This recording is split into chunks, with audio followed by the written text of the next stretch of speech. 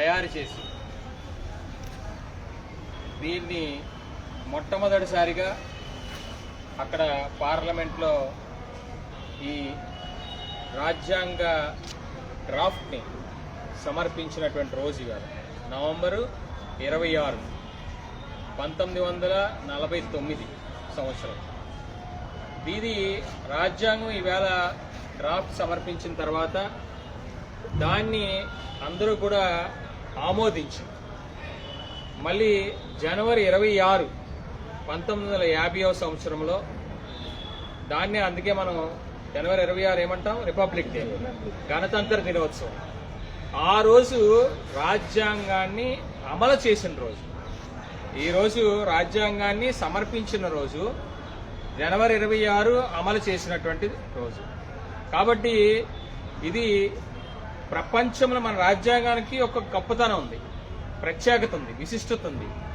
ఏంటనంటే మొత్తం ప్రపంచంలోనే అతి సుదీర్ఘమైనటువంటి అతి పెద్ద రాజ్యాంగం మనది భారత రాజ్యాంగం.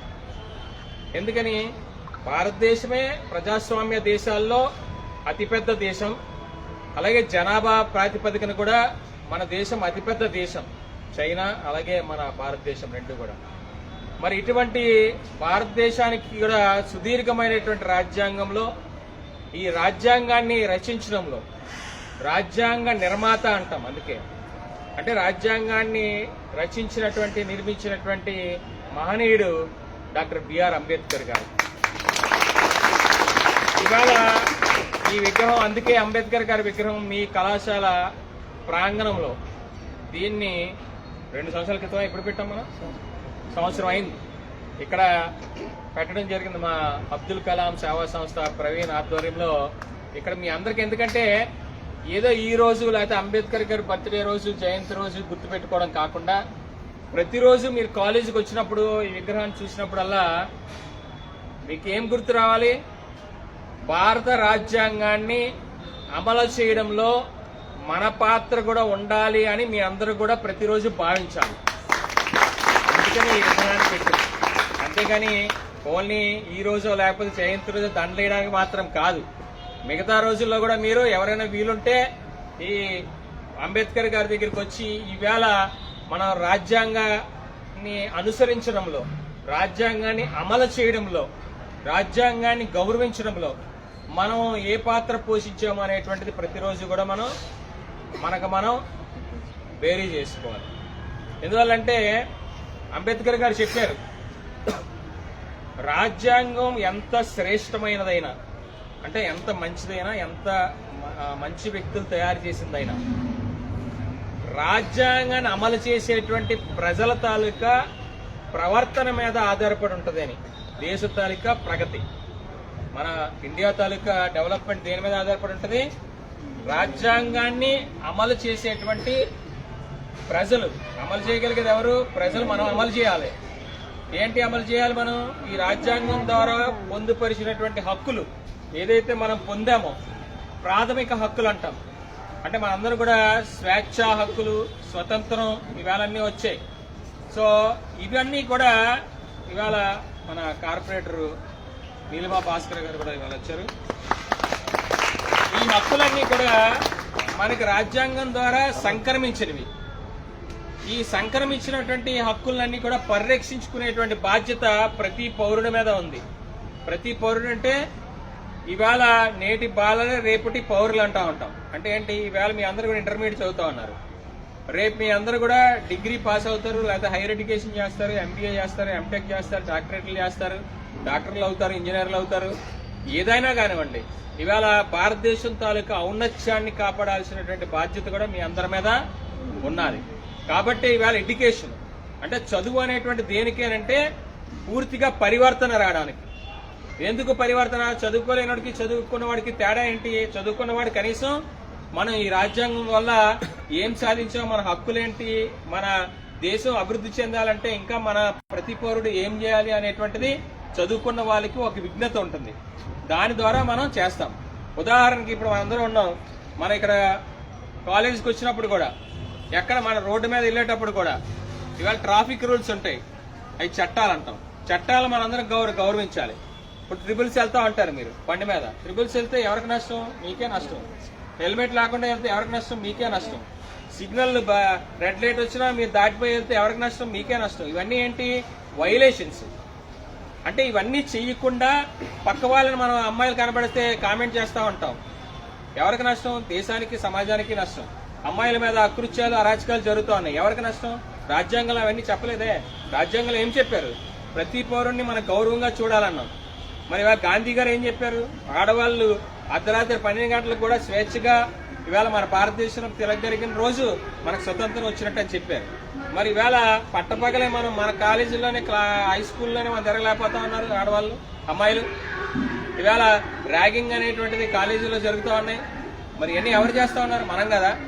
మరి మనం చేస్తే తప్పెవరిది? మనదే కదా. టెర్రరిస్ట్ ఎవరు చేయట్లేదు కదా. బయట ప్రాంతాల నుంచి వచ్చి, బయట దేశాల నుంచి వచ్చి మన దేశంలో ఉండేటువంటి పౌరులే మనమే మన రాజ్యాంగాన్ని గౌరవించుకోలేకపోతే ఇటువంటి విపత్కర పరిస్థితులు ఎదుర్కోవాల్సి వస్తుంది, ఇబ్బందులు ఎదురవుతాయి.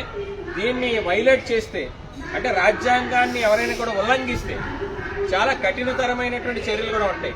అది కూడా రాజ్యాంగంలో పొందుపరిచారు. అంటే ఇప్పుడు IPC, Indian penal code section ఉంటుంది. అంటే మనం ఎవరినైనా ఇబ్బంది పెడితేనో, ఎవరినైనా అటాక్ చేస్తేనో, కొడితేనో ఇవన్నీ కేసులు పెట్టి లోపల పోలీస్ స్టేషన్లో, జైల్లో పెడతారు. ఇవన్నీ కూడా రాజ్యాంగం మనకి, అంటే ఈ దేశ పౌరుల భద్రత గురించి ఏర్పాటు చేసినటువంటి ఒక మహాగ్రంథం ఈ రాజ్యాంగం. సో ఈ రాజ్యాంగాన్ని మనందరం కూడా గౌరవించుకోవాలి. మీరు కూడా ఈ రాజ్యాంగంలో ఇవాళ ఇంటర్నెట్ మీ దగ్గర అంతా ఉంది. ఇంటర్నెట్లో కేవలం సినిమాలు చూడటమే కాదు, పాత సినిమాలు, కొత్త సినిమాలు, రీల్స్ అవి కాదు. ఏంటి కాన్స్టిట్యూషన్ ఆఫ్ ఇండియా ఇలాంటి మంచి బుక్కులు కూడా దొరుకుతాయి అందులో. అవి కూడా మీరు చదువుతూ ఉండాలి.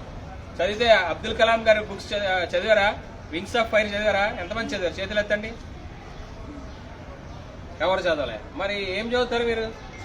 ఇప్పుడు ఇవన్నీ ఒక భారతదేశానికి పేరు ప్రఖ్యాతలు గాంచినటువంటి రీసెర్చ్లో శాస్త్రజ్ఞులు, వాళ్ళ scientist, missile man of India, వాళ్ళందరూ కూడా వాళ్ళ తాలూకా జీవన విధానాన్ని అందరికీ తెలియపరిచేలాగా పుస్తకాలు రాశారు. అటువంటివి కూడా మీరందరూ చదవాల్సిన అవసరం ఉంది. ఏదైనా కాన్స్టిట్యూషన్ ఆఫ్ ఇండియా, మన భారత రాజ్యాంగాన్ని కూడా మీ అందరూ కూడా చదివి ఇవాళ దాన్ని అమలుపరచడానికి మన వంతు, మనం చట్టాన్ని మనందరం కూడా గౌరవించి చట్టాన్ని అమలు చేసినట్లయితే తప్పకుండా మనందరికీ మంచి రోజులు ఉంటాయి. ఇవాళ భారతదేశంలో అత్యున్నత స్థానమైనటువంటి రాష్ట్రపతి ఇవాళ ఎవరండి? ద్రౌపది ముర్ము గారు.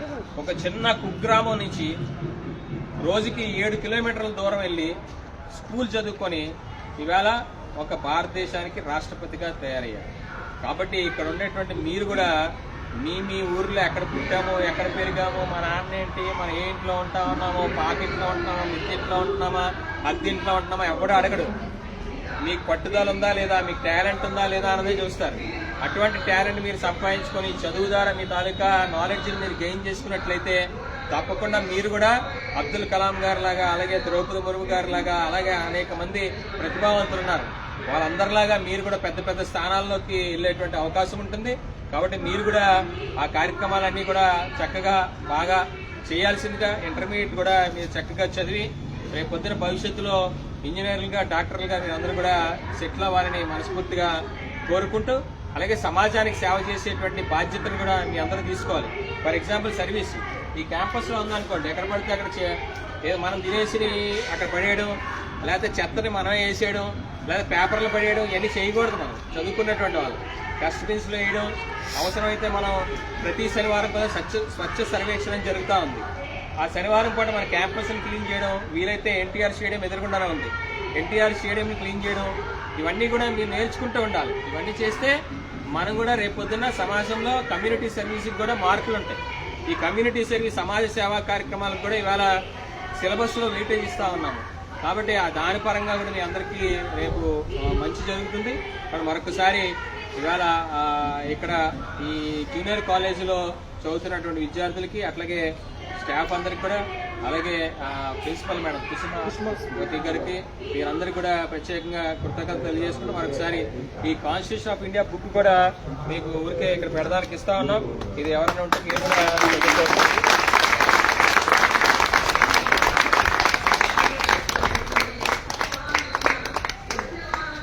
మీరు ఏమైనా చదువు లైబ్రరీలో చదువుతామంటే దగ్గరగా ఇంకా మంచి పుస్తకాలు కూడా మీ లైబ్రరీకి ఇస్తాం. మీరు ఏమైనా చదువుకుంటారా లేదు చెప్పండి. ముందు ఒక 10 పుస్తకాలు ఇస్తాము. అది బాగా చదువుతున్నారంటే ఇంకా ఎక్కువ పుస్తకాలు ఇస్తాం. అప్పుడు మీ మేడం అడుగుతాం మీ లైబ్రరీ బుక్ యూటిలైజ్ అవుతుందా లేదా అని. సరేనా? మంచి అంటే మీ అందరికీ రేపు భవిష్యత్తులో మనం ఏమవ్వాలి అనేటువంటిది ఆలోచన రావడానికి